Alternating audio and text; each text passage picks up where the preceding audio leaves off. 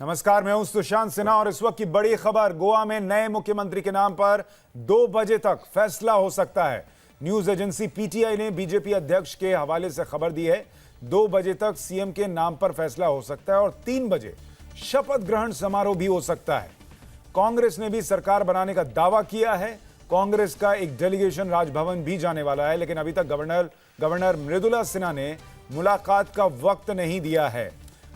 तो एक तरफ तो मनोहर पर्रिकर को अंतिम विदाई दी जा रही है, लेकिन इस बीच वहां पर राजनीतिक सरगर्मी लगातार तेज होती हुई। हमारे साथ हमारी सहयोगी प्रीति सोमपुरा फोन लाइन पर जुड़ रही हैं। प्रीति, अब वहां पर जो प्रदेश के बीजेपी अध्यक्ष हैं विनय तेंदुलकर कह रहे हैं 2 बजे तक नाम का ऐलान हो जाएगा। किसका नाम आगे चल रहा है मुख्यमंत्री पद के लिए?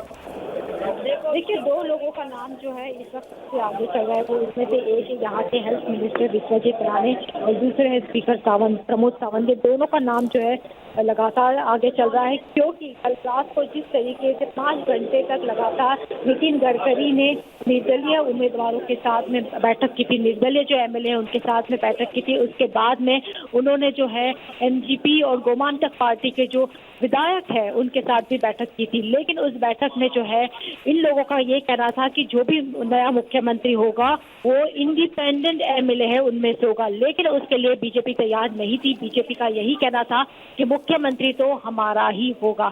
इसके बाद ये 2 नाम सबसे आगे चल रहे, जैसे खबर आ रही है कि 2 बजे तक जो है बीजेपी नाम का ऐलान कर सकती है। और ये कहा जा रहा है कि आज शाम तक जो है गोवा के नए मुख्यमंत्री जो है आज अपना पद ग्रहण कर सकते हैं। इस तरह की खबर इस बीच आ रही है। प्रीति, कुछ खबरें हैं कि 3 बजे शपथ ग्रहण भी हो सकता है। ये बहुत ही सवालों के घेरे में नहीं आ जाएगा? अभी अंतिम संस्कार भी नहीं हुआ होगा मनोहर पर्रिकर का, और इधर अगर मुख्यमंत्री को शपथ दिलाई जाएगी कई सवाल उठेंगे। सवाल तो देखो उठने लगे ही है, क्योंकि अभी भी जो है उनका अंतिम संस्कार नहीं हुआ है। उनके अंतिम संस्कार का जो समय जो है वो शाम को 5 बजे का है। अगर ऐसे समय में नए मुख्यमंत्री आकर शपथ लेते हैं तो कहीं ना कहीं एक गलत सिग्नल तो जा ही रहा है। लेकिन इसी बीच में जो है कांग्रेस ने भी जो है सरकार बनाने का दावा पेश कर दिया है। मनोहर पर्रिकर जी के निधन को 2 घंटे ही नहीं हुए थे। इसी बीच में जो है कल ही जो है कांग्रेस ने अपनी तरफ से एक पत्र राजभवन में दिया था, जिसमें ये कहा गया था कि सबसे लार्जेस्ट पार्टी जो है वो कांग्रेस है, इसीलिए कांग्रेस को मौका देना चाहिए। हाल ही में जो है कांग्रेस का एक प्रतिनिधि मंडल भी जो है वो राज्यपाल को मिलने की कोशिश कर रहा है और सरकार बनाने का दावा जो है वो कांग्रेस कर रही है।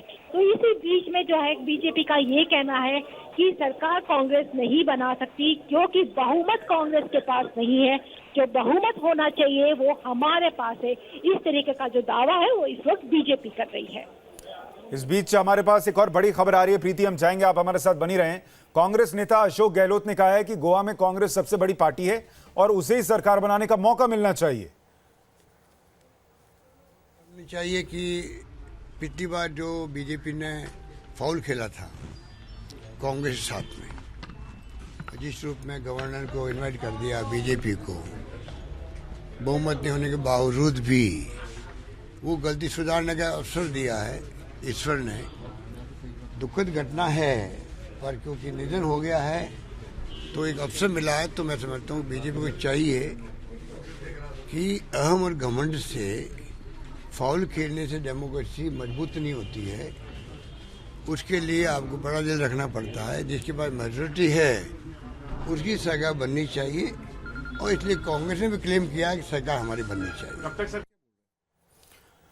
तो बड़ी खबर आप देख रहे हैं, जिस तरीके से वहां पर सियासी हलचल तेज हो गई है। गोवा में कांग्रेस ने गवर्नर से मिलने का वक्त मांगा है और वो वक्त उन्हें अभी मिला नहीं है, और बीजेपी कह रही है कि 2 बजे वो नए मुख्यमंत्री के नाम पर फैसला ले लेगी।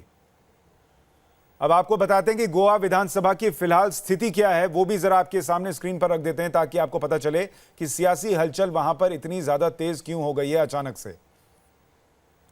वहां पर इस वक्त हालांकि 40 सीटों वाली विधानसभा है, लेकिन कुल सीटें अभी जहां पर विधायक मौजूद हैं उसमें 36 है, और इसलिए बहुमत का आंकड़ा जो है वो 19 का आकर ठहरता है गोवा की विधानसभा में मौजूदा स्थिति में।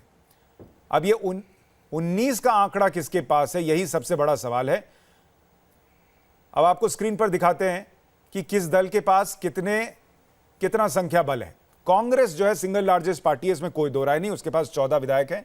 बीजेपी के खाते में 12 विधायक हैं, लेकिन गोवा फ्रंट पार्टी 3 और एमजीपी के पास 3, इन दोनों का समर्थन अभी बीजेपी को मिला हुआ है। तो अगर ये मिला दीजिए तो 18 का आंकड़ा पहुंचता है। इंडिपेंडेंट वहां पर 3 हैं जिनका सहयोग भी बीजेपी को मिला हुआ है, और एक वहां पर एनसीपी का विधायक है। तो बहुमत के लिए जो 19 का आंकड़ा है वो बीजेपी के पास कैसे है, वो आपके स्क्रीन पर है।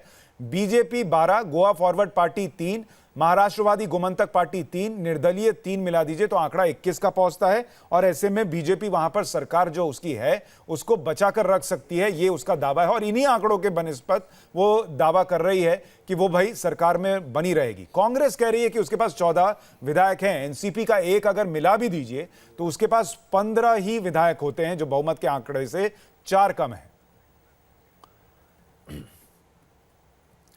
अब आपको बता दें कि मुख्यमंत्री की इस रेस में कौन कौन से नाम, कौन कौन से चेहरे हैं। सबसे पहला नाम विश्वजीत राणे का आप देख रहे हैं, जो कि गोवा के स्वास्थ्य मंत्री हैं। इसके अलावा दूसरा नाम प्रमोद सावंत का है, जो गोवा में इस वक्त स्पीकर हैं और इस रेस में आगे चल रहे हैं।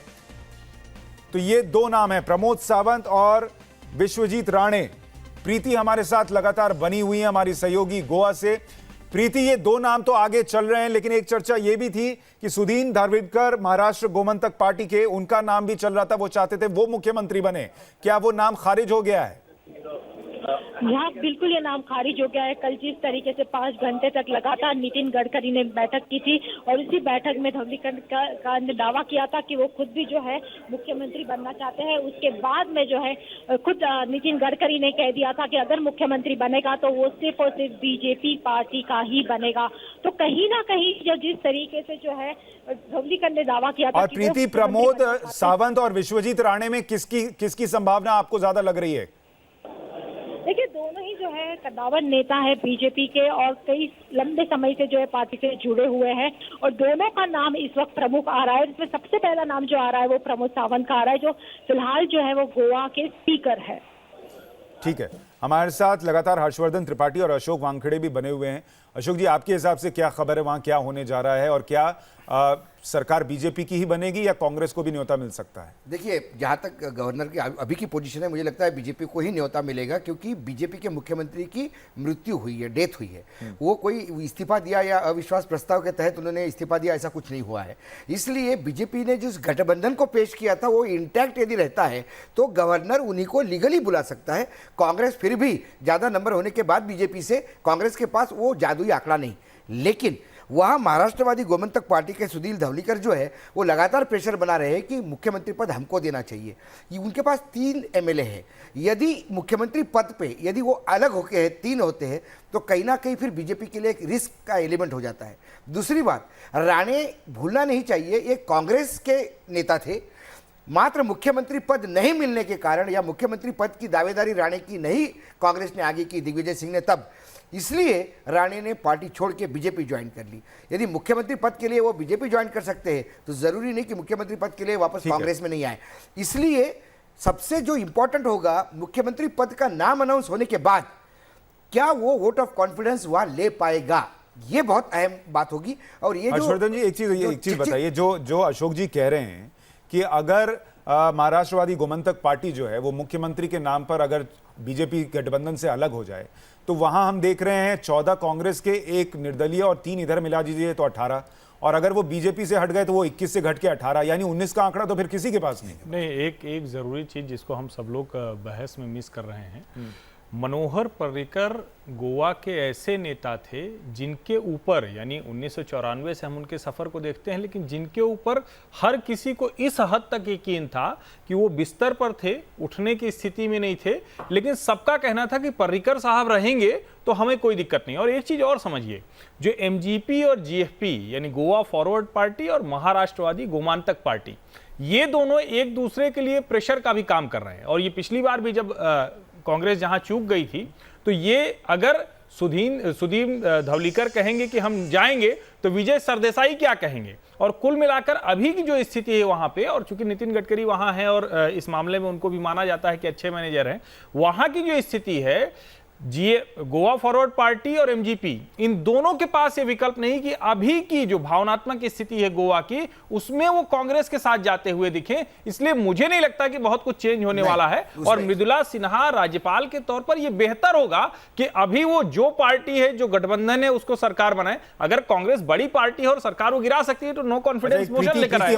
एक बात और है, जैसा कर्नाटक में कांग्रेस ने किया, एक बड़ी पार्टी होने के बाद भी एक छोटे पार्टी को समर्थन देके मुख्यमंत्री उनका, यदि कल एमजीपी के धवलीकर को यदि वो कहते हैं कि मुख्यमंत्री पद आप रख लीजिए, हम आपको समर्थन देते हैं, तो फिर वहां पे गड़बड़ हो सकती है। रही सरदेसाई की बात, निर्दलीय एमजीपी के साथ नहीं है, ये समझने की गोवा में जो निर्दलीय हैं, ठीक है, प्रीति के पास चलते हैं, वो बेहतर बताएंगे। प्रीति हमारे साथ जुड़ गई हैं। प्रीति, जो लोकल पार्टी की बात आप कर रहे हैं देसाई की, वो पार्टी बेसिकली कांग्रेस ही है। ठीक है प्रीति, जरा बताइए, अलग होके गई है तो प्रीति कांग्रेस एक वापस चीज जाने में समझाइए तकलीफ नहीं होगी कि ये खबर जो आ रही है कि 3 बजे मुख्यमंत्री को शपथ दिलाई जा सकती है, ये हड़बड़ी क्या ये दिखा रही है कि बीजेपी को एक मिनट प्रीति, मैं आपके पास लौटूं उससे पहले एक बड़ी खबर आ रही है वो बता दूं कि प्रदेश अध्यक्ष हैं वहां पर विनय तेंदुलकर, उनके साथ और तमाम जो बीजेपी के विधायक हैं उनके साथ नितिन गडकरी की एक बैठक चल रही है। तो ये बैठक बहुत अहम है जिसमें नितिन गडकरी अपने विधायकों से बात कर रहे हैं। प्रीति, इस बैठक के बारे में आपके पास क्या जानकारी है? जो बैठक जो चल रही है यहाँ पास की एक जो होटल है उसमें चल रही है, और इस बैठक में जो है, क्योंकि पिछले कई दिनों से जो है बीजेपी के अंदर ही कई सारे दावेदार सामने आ गए थे जो मुख्यमंत्री पद की रेस में थे। तो कहीं ना कहीं जो है बीजेपी के अंदर भी पिछले कुछ समय से एक राय नहीं बन रही थी कि मुख्यमंत्री किसको बनाया जाए। उसके बाद में जो अभी जो बैठक चल रही है, नितिन गडकरी इस वक्त जो बैठक कर रहे हैं वो बीजेपी के विधायकों के साथ में बैठक कर रहे हैं, और साथ में ही जो है वहां पर गोवा के जो स्टेट प्रेसिडेंट है बीजेपी के, वो भी इस बैठक में मौजूद है। तो कहीं ना कहीं जो है एक तरफ से एक तरीके से कहा जा सकता है कि आम सहमति बनाने के लिए जो है ये बैठक फिलहाल चल रही है। प्रीति, एक बात समझाइए जो मैं पहले आपसे पूछ रहा था कि खबर है कि 3 बजे मुख्यमंत्री का शपथ ग्रहण हो सकता है। क्या ये जो हड़बड़ी है मुख्यमंत्री के शपथ ग्रहण की, क्या ये इस बात का संकेत है कि बीजेपी को अपने साथियों पर अभी वो कॉन्फिडेंस नहीं है कि अगर इसको अंतिम अंत्येष्टि होने के बाद रखा जाए तब तक वो टिके रहेंगे, नहीं टिके रहेंगे? क्या गोवंतक पार्टी जो है वो अलग हो जाएगी या निर्दलीय जो है वो कहीं इधर उधर न चले जाएं?